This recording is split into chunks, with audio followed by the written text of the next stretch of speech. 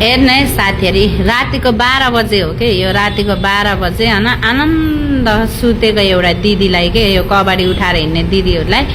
यो अटोवालाले हेर्नु त यस्तो पनि हुन्छ र हामी छोरी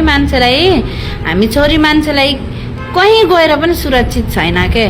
हेर्नु ल हरकत यो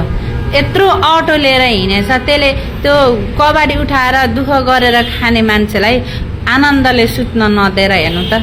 कसरी चला है ओ अटोवाला सुड्डो ए सुड्डो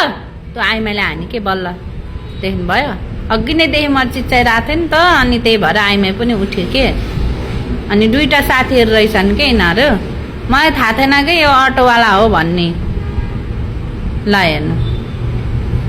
ए यस्तो पनि हुन्छ त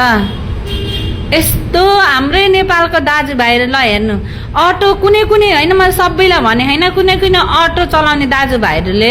हेर्नु होला के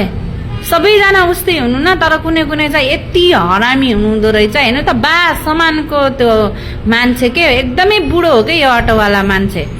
यस्तो खुलेआम रोडमा के अझै मेन रोडमा त्यो आइमाईहरूलाई झिस्काएर हेर्नु त ल ए अब बल्ल यो हिँड्यो के यो अटोवाला हिँड्यो ओ बुढ्दो सुड्डा कता बोलाख भनेर हेरेख के ओ सुड्डा साला खाटे सुड्डो लास शर्मा होइन साला यसलाई यति लास शर्मा भन्ने चिजै होइन यो डरायो के मैले बोलाइरहेको थिएँ नि अनि कता बोलाहान भनेर यसो हेऱ्यो के त्यसले